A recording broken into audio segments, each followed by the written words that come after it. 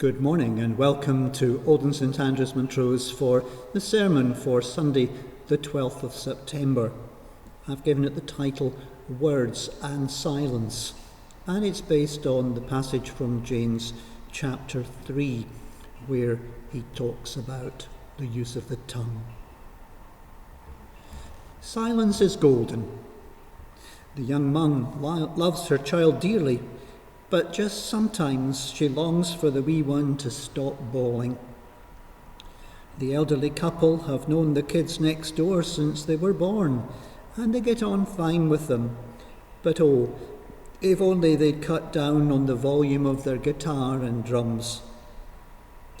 It's good to be neighbourly, and it's fine to hear what Mr. or Mrs. So-and-so has to say, but not every day, and not for hours on end. Silence, peace, quiet.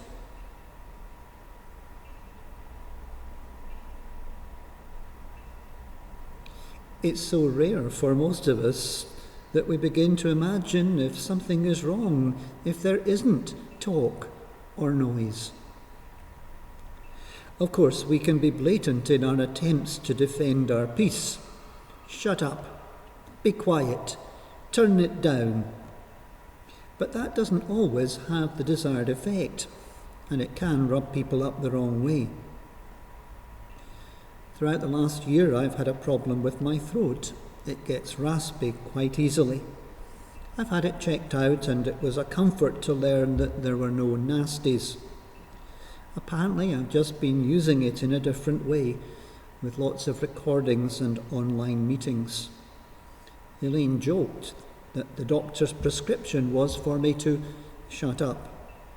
That's not what he said, but I do have to watch that I don't speak for too long at one go, and a series of longer online sessions, recordings, services or phone calls does cause difficulty. But it's a job trying to get ministers to be quiet. Watch your mouth. You'll have heard that expression as someone is chided, perhaps for their bad language. James goes further than that, though. Yes, he criticises the ease with which bad language can come out of mouths that have been used to sing praises to God, but actually his warnings about speech go far deeper than that. He warns of the damage that can be done by that little member of the body, our tongue.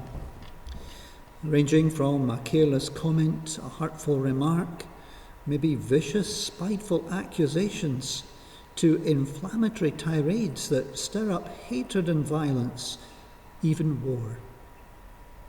And though James wouldn't have had a clue about the internet, just think how valid his words are for our day and age, with social media, trolls, political spin, and damaging words reaching hundreds of thousands of people in an instant, where baseless accusations and wild theories wreck lives and undermine health without any comeback.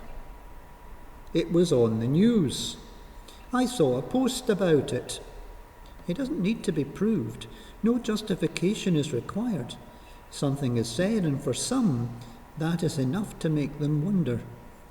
There's sufficient doubt cast on even well-proven positions, and once it's out, you can't get it back in. What is said or posted cannot be taken back. I remember getting children to squeeze toothpaste out of a tube. It was all a bit messy, and then I asked them to put the toothpaste back into the tube. The look on their faces was a picture: shock, concern. "You can't!" they exclaimed. And of course they were right. And they got the message. Neither can you put hurtful words back in your mouth. You can apologise, but what is said is said. Lesson: watch what you say. Watch your mouth. Use of words. James begins with an added warning for teachers. In the context, that almost certainly meant preachers, so we ministers need to take this to heart. But it is applicable to school teachers too. Clearly, the way that they speak and treat their pupils is very influential.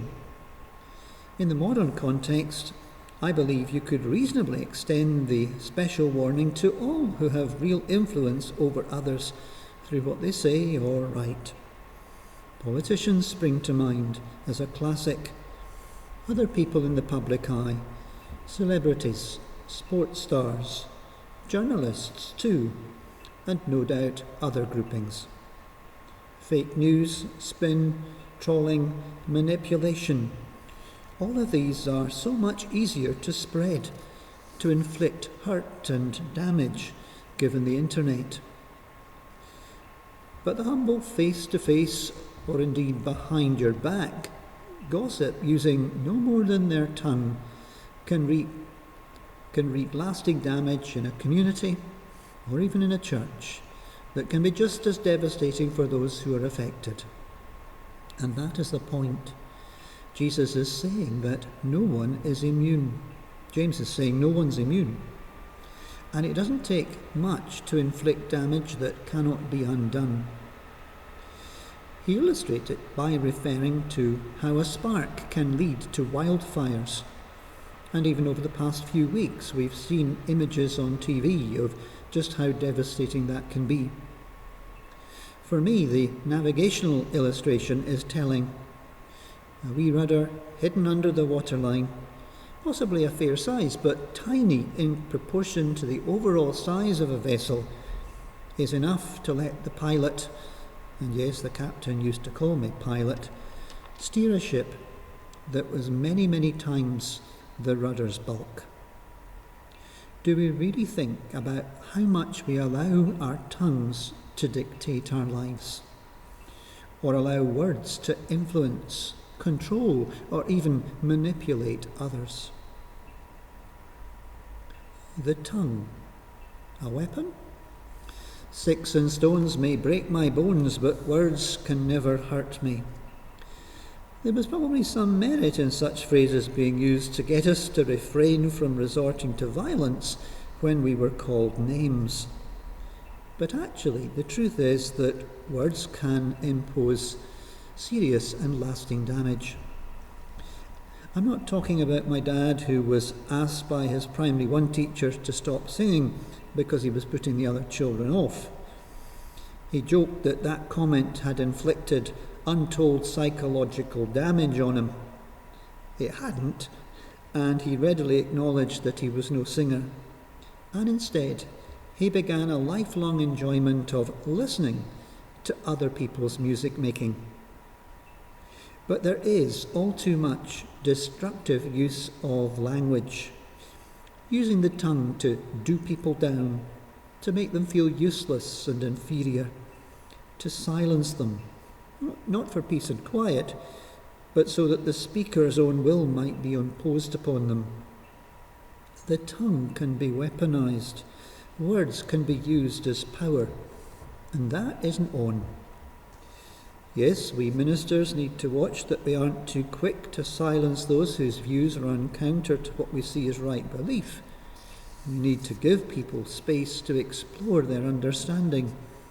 We need to be gentle and loving in how we point to Jesus' love. Perhaps our status, as with doctors these days, is much diminished, so that we're less of a problem. Few hang on our every word. But maybe we need to be better at holding others to account for what they say. I wouldn't want politicians to be afraid of being cut to pieces for every word that came out of their mouths. But I do think that those who have great influence will, in James's words, be judged with greater strictness. Truth matters. And phrases like political promises, i.e. ones that don't need to be kept after an election, or being economic with the truth, just don't cut any ice with me. Throwaway lines intended for sound bites to catch the 6 o'clock news, to attract attention, but with little thought about delivering outcomes, should be challenged.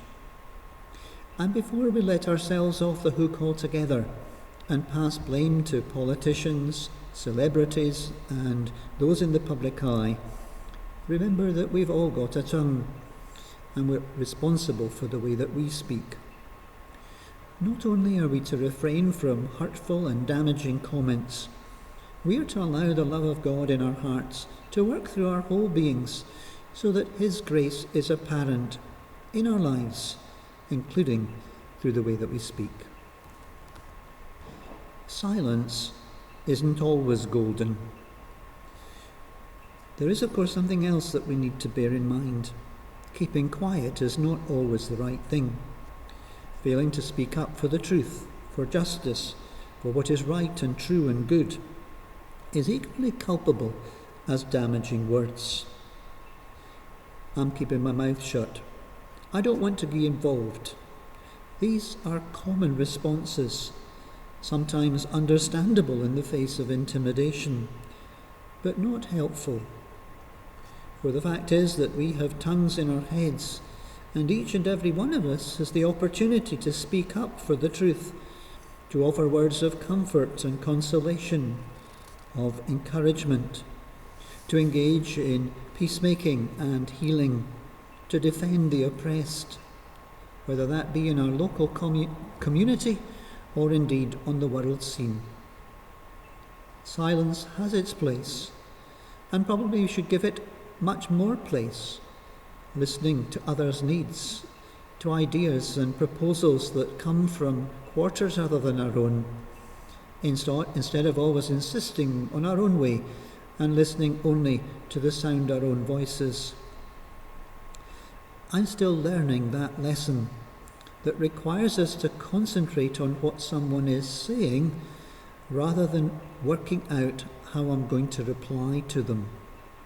But for all that, the Bible is clear that sometimes keeping stum is not an option. We have to speak up for the downtrodden, the oppressed, the unloved, and the vulnerable. And we have to do it not from a position of power and with aggression, but graciously, lovingly, and with a view to healing broken relationships rather than imposing our own will. So yes, there is a balance of words and silence. Yes, we've to watch our mouth and not abuse our freedom to speak. Listening, being quiet will have its place, but there will be times when we need to speak up. God give us the grace to be responsible in and for our speaking and for our listening. May the Lord bless you. Amen.